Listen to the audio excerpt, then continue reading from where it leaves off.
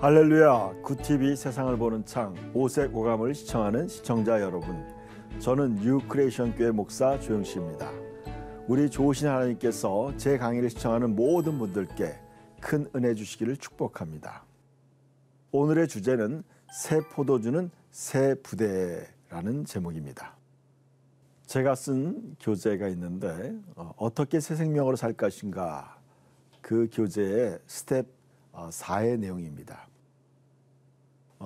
새로운 피조물 안에 계신 보혜사 성령님에 관한 것입니다.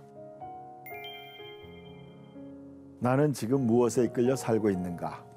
여러분이 보시는 그림은 나침판을 표현한 것입니다. 인생이라는 어떻게 보면은 망망한 그런 바다와 같은 곳에 우리가 어디로 가야 될지, 무엇을 선택해야 될지 모를 때가 많습니다. 그때 그 나침판의 역할을 하는 것이 바로 성령님이라고 생각합니다. 성령님이 우리의 인생의 방향을 인도한다는 그런 표현인 것입니다. 성령님은 우리 인생을 가장 하나님이 기뻐하시고 영원한 생명의 길로 이끌어가기 위해서 우리 안에 찾아오신 분입니다. 요한복음 16장 13절에 이런 말씀이 있습니다. 진리의 성령이 오시면 그가 너희를 모든 진리 가운데로 인도하시리라 그랬습니다. 진리라는 말을 다른 말로 하면 실제라고도 합니다. 실제. 리얼리티라는 단어를 쓰는데, 성령님은 우리 인생에 헛되고 헛된 것이 아니라 정말 우리에게 영원한 실제가 되는 그러한 삶으로 인도한다는 것입니다. 사람들이 힘든 이유는 바로 성령님과 연합하여 살도록 우리가 부름받았음에도 불구하고 성령님을 따라 살지 않고 육신의 욕망에 따라서 살기 때문에 그런 것입니다. 저와 여러분이 하나님이 우리의 인생을 설계한 것은 바로 우리가 성령님과 연합하여 살도록 부름받은 것입니다. 새로운 피조물 안에 계신 보혜사 성령님에 관해서 깊이 있게 말씀을 나누고자 합니다. 예수 그리스도 안에 있으면 누구든지 새로운 피조물이라고 말씀하고 있습니다. 이전 것은 지나갔으니 보라, 새 것이 되었다고 말씀하고 있어요. 그것은 바로 우리 안에 계신 성령님이 계시다는 거죠. 보혜사 성령님. 그래서 갈라디아서 5장 25절에 이렇게 말씀하고 있습니다.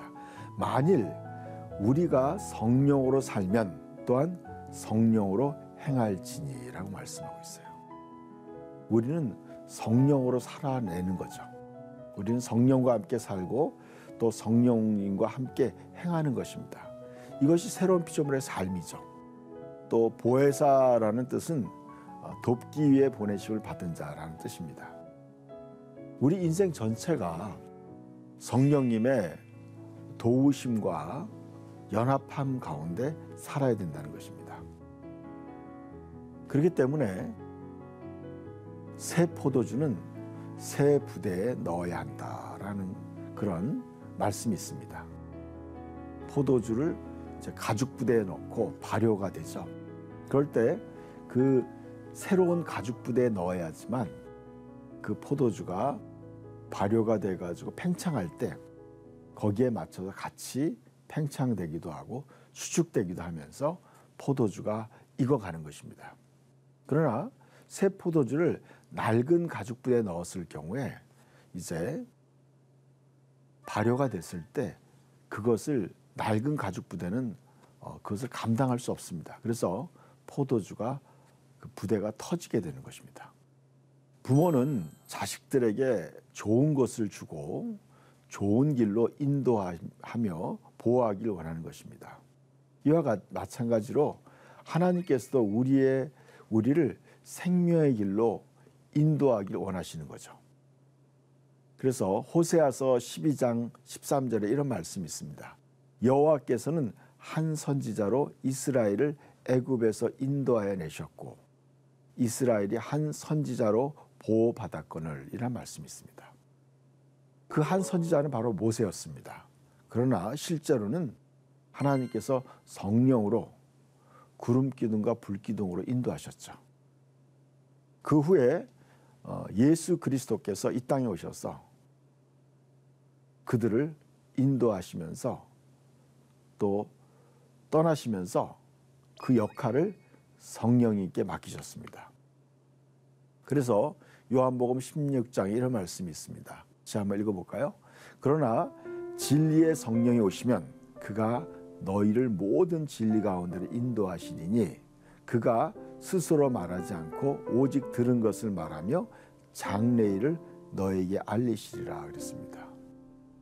여러분, 성령님이 우리 안에 오시면 그분이 성령님이 너희를 모든 진리 가운데로 인도하시리니 그랬습니다. 제가 신앙생활하면서 그런 걸 경험했죠. 성령님이 제 안에 오시면서부터 저는 예전에는 저의 인간적인 판단과 생각으로 살아갔죠. 그러나 성령님이 제 안에 오시면서부터 저는 성령님이 내 삶을 인도하시는 것을 경험하게 됐어요. 그리고 저의 인생 전체가 너무나 큰 변화가 있었던 거죠. 그전에는 하나님과 상관없이 내 생각과 감정에 따라 살았어요. 그러나 하나님의 성령이 내 안에 오시면서부터 나는 하나님과 함께 새로운 차원의 삶을 살게 된 것입니다. 그래서 그 나와 함께하는 그 성령님은 바로 성부와 성자와 성령 삼위일체를 이루시는 분 중에 한 분이시죠. 성령님은 보혜사라는 그런 별명을 가지고 계세요. 보혜사. 이 보혜사라는 단어는 우리는 별로 사용하지 않는 그런 단어죠. 그러나 예수님 당시에는 이 보혜사라는 단어가 굉장히 많이 사용되었다고 합니다. 그 뜻은 돕기 위해 보내심을 받은 자라는 뜻입니다. 어떻게 보면 우리는요, 이 세상 가운데 우리 힘으로 해결할 수 없는 수많은 문제들을 경험하게 되죠. 그때 보혜사로 오신 성령님이 우리의 모든 삶의 영역을 실제적으로 돕는다는 것입니다. 그것이 바로 성령님이 그런 보혜사 역할을 하기 위해서 우리에게 오신 거죠. 성령님은 내 안에 계시면서 나를 도우시고 또 위로하시고 가르치고 인도하시는 분이에요. 저도 이제 요즘에 제 삶에 어려운 문제들을 겪고 있어요. 그럴 때 저는 성령님에게 저의 어려움을 도와달라고 부탁해요. 성령님, 제 삶에 이런 어려운 문제가 있는데 성령님 도와주십시오. 또 마음에 위로가 필요할 때도 성령님은 위로의 성령님이라고 하죠. 그래서 성령님은 저의 개인의 삶에 있어서 저의 삶의 위로가 되어 주시기도 하고, 또 제가 무엇을 선택해야 될지 모를 때 성령님은 진리를 저에게 가르쳐 주시더라고요. 그러니까 성령님은 저의 모든 삶을 인도하시는 분이에요. 그분은 살아계신 하나님이에요. 그분은 어제나 오늘나 동일한 분이죠. 또 그분은 또 예수님의 영이라고도 해요. 그분이 오늘 우리의 삶을 돕기 위해서 우리 안에 찾아오신 것이죠. 성령님은 하나님 아버지가 자녀된 우리에게 주시는 가장 큰 선물이에요. 그래서 누가복음에 이렇게 말씀하고 있어요. 너희가 악한 자라도 좋은 것을 자식에게 줄 줄 알거든. 하물며 너희 하늘 아버지께서 구하는 자에게 성령을 주시지 않겠느냐 하시니라 그랬어요. 하나님이 우리에게 줄 수 있는 가장 큰 선물이 성령님이에요. 여러분, 우리가 예를 들어서 이런 거죠. 우리가 돈이 필요할 때 돈을 주는 것은 그 문제만 해결할 수 있죠. 또 배고플 때 먹을 것을 준다. 그럼 먹을 것을 준 그것만 해결할 수 있어요. 그러나 성령님은 어떤 분이냐? 바로 하나님 자신이에요. 하나님이 내 안에 오셔서 내 모든 삶을 다 보호하시고 인도하시고 또 도와주시는 분이에요. 얼마나 좋아요, 여러분. 저는 그런 생각이 들어요. 야, 바로 성령님이 나의 개인의 하나님으로 찾아오신 거예요. 내 삶 전체를 도와주시는 거예요. 여러분, 신앙생활의 성공과 실패는요, 성령님의 도움을 얼마나 내가 받아들이냐에 있더라고요. 인간의 능력의 차이는 저는 크지 않다고 생각해요. 그러나 인간은 하나님이 연약하게 만드셨어요. 우리는 조그만한 그런 충격에도 이 몸이 상할 수도 있고 또 기온 변화에도 얼마나 약해요. 그리고 또 우리는 또 충분한 음식을 공급받지 못하면 또 금방 또 우리는 주저앉을 수밖에 없죠. 거기에 반해서 하나님은 스스로 계신 분이에요. 스스로 계신 분. 그러니까 하나님은 외부의 어떤 도움 없이도 항상 존재하시는 분이에요. 전능하신 분이죠. 그러나 인간은 뭔가의 환경적인 거나 뭐의 도움 없이는 스스로 생존하기 어려운 존재예요. 예를 들어서 산소가 없다면 인간은 존재할 수 없죠. 또 먹을 것이 없으면 존재할 수 없어요. 그러니까 인간은요, 정말 하나님이 연약하게 만들었어요. 천사들보다 못하게 만들었다고 말하고 있어요. 그 이유는 뭐냐? 바로 성령님을 통해서 우리를 돕기로 계획하셨기 때문에 그래요. 하나님 우리를 하나님의 형상과 모양으로 창조하신 이유는 바로 성령님을 통해서 우리와 연합해서 우리가 온전케 하시기 위해서 그렇게 만드셨다고 성경은 기록되어 있어요. 그래요, 여러분. 성령님이 내 삶에 오시면서 우리의 삶 전체를 보호해주고 또 인도하시고 지켜주시는 거죠. 그래서 너희가 악한 자라도 좋은 것을 자식에게 줄 줄 알거든. 하물며 너희 하늘 아버지께서 구하는 자에게 성령을 주시지 않겠느냐. 여러분, 여러분이 기도해야 될 것 중에 가장 큰 기도는 바로 성령님을 나에게 보내달라고 하는 기도죠. 그리고 이미 성령을 받으신 분들은 그 성령님이 나에게 충만하게 임하게 해달라고 기도해야 된다는 것입니다. 우리가 잊지 말아야 돼요. 그러니까 우리의 삶에 성령님이 임하고 그 성령님이 항상 충만히 임할 때 우리는 우리의 인생 전체를 그 성령님이 우리를 보호하시고 인도하시기 때문에 그렇다는 것입니다.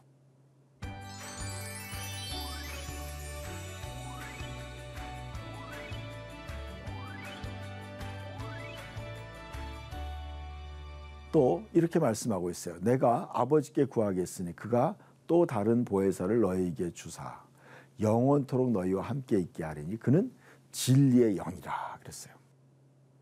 그럼 예수님이 보혜사로 오신 거예요. 예수님이 우리를 돕기 위해 오신 분이에요. 우리의 죄의 문제를 해결하고 우리를 진리 가운데로 인도하시기 위해 예수님 오신 거죠. 그러니까 예수님 오셔서 우리의 질병을 치료하시고 우리를 위로하시고 또 하나님의 나라를 우리에게 알려주시고 그 모든 것을 하시고 또 우리의 죄의 문제를 친히 담당하시고 죽으시고 부활하셨어요. 근데 그 모든 역할이 보혜사의 역할이에요. 우리를 돕기 위해 오신 거예요. 그러나 그 예수님과 동일한 분이에요. 그 예수님과 동일한 역할을 하시는 그분이 똑같은 보혜사는 다른 보혜사라는 뜻은 이거죠. 우리가 핸드폰을 보면은 핸드폰이 같은 모델은 제품이 같죠. 그렇지만 그 제품이 같은 제품이지만 개별적으로 그 제품은 다른 거죠. 바로 그 뜻이에요. 바로 예수님이 바로 보혜사예요. 근데 예수님과 똑같은 역할을 하는 그분이 또 성령님이에요. 그러니까 똑같은 역할을 하시는 분이에요. 여러분 어마어마한 거죠. 여러분 예수님이 그러니까 한 분 예수님이 이스라엘에 이 땅에 오셔서 그분이 모든 역할을 하셨어요.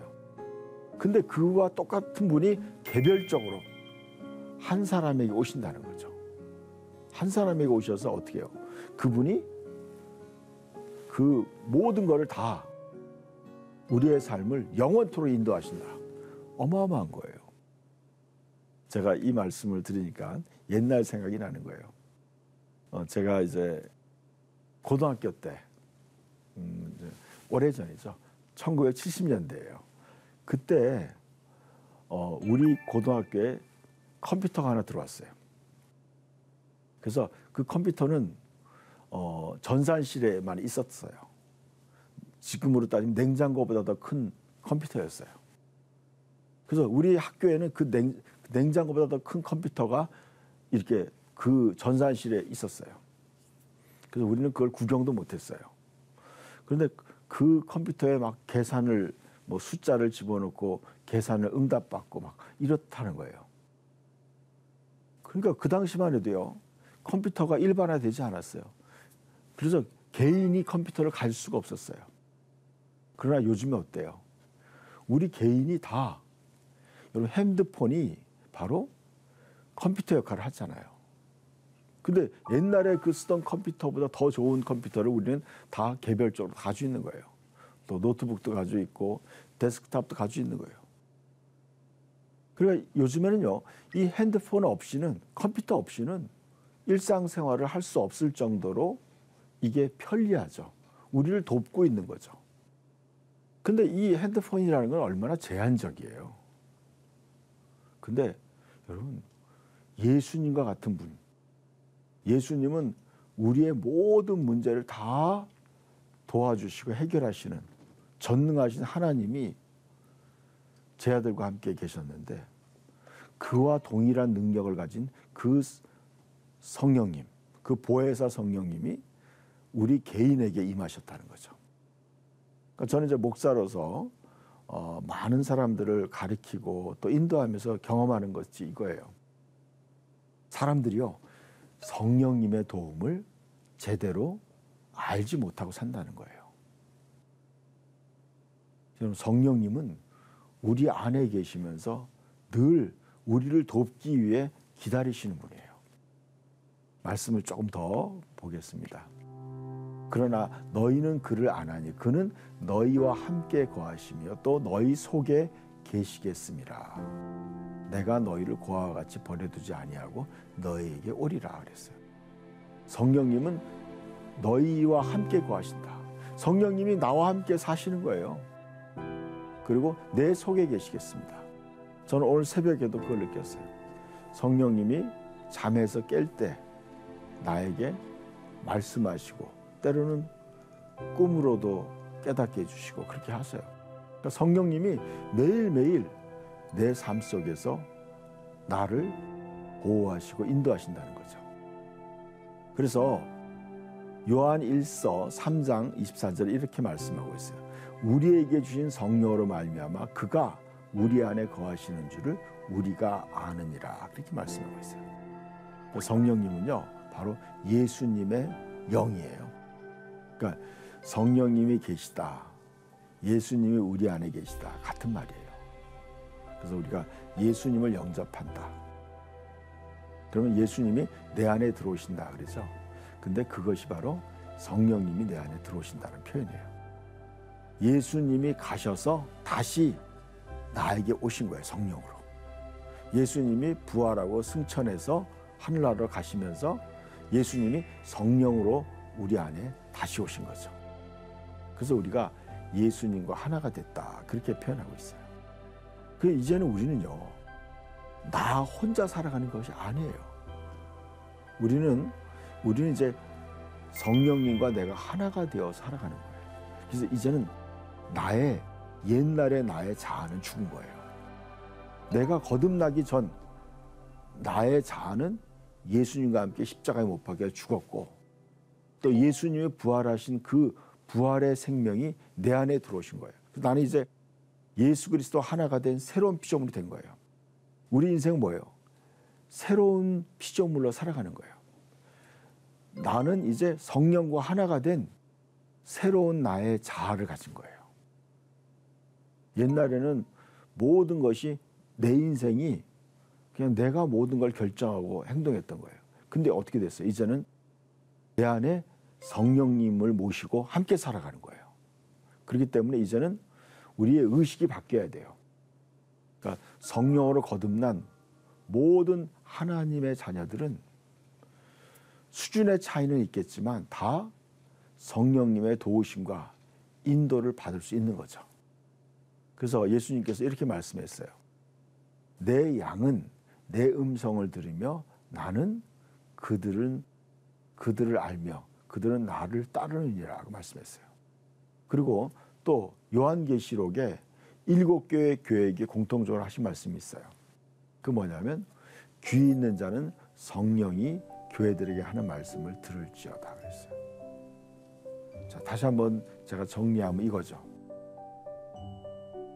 우리는 이제 내 안에 계신 성령님의 음성을 들으면서 살아간다는 거죠. 내 안에 계신 그 주님의 음성을 들으면서 살아가는 거예요. 이것이 그리스도인의 삶이에요.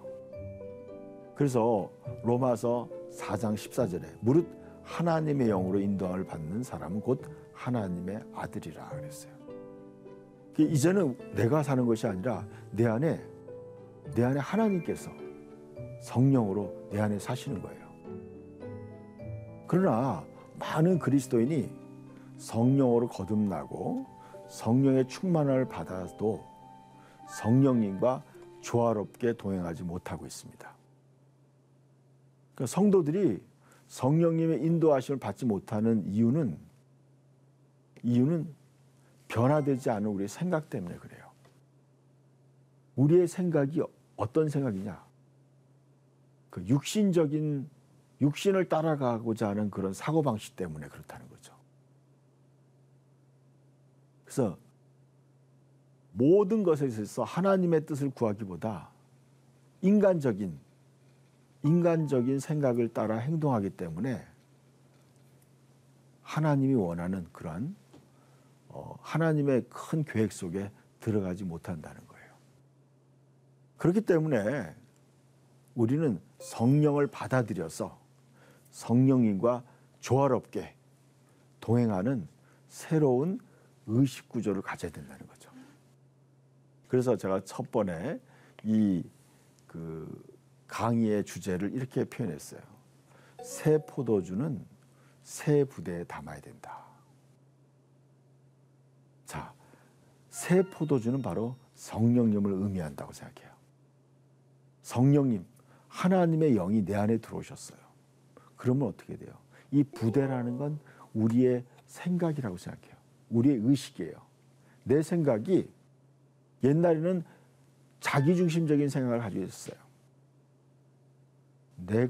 내가 생각하고 내가 판단한 대로 행동했어요. 근데 이제는 어떻게 돼요? 내 생각이 바뀌어야 돼요. 아, 내 안에 하나님의 성령이 와 계시구나. 나는 이제 성령님과 함께 모든 것을 살아나가야지. 성령님의 도우심과 인도하심 속에 살아야지 하는 새로운 의식을 가져야 되죠. 그러므로 거듭난 속사람은 그에 일치하는 새로운 의식, 생각을 가질 때 성령님의 인도를 잘 받을 수 있는 사람이 되는 것입니다. 그렇기 때문에 새 술은 새 부대에 담아야 되는 것입니다. 그렇기 때문에 우리는 모든 상황을 성령님과 함께 생각해야 되는 것입니다. 하나님의 말씀으로 세상을 이해하고 바라보는 마음의 창이 여러분 안에 열리기를 소망하며 이 시간을 마치겠습니다. 감사합니다.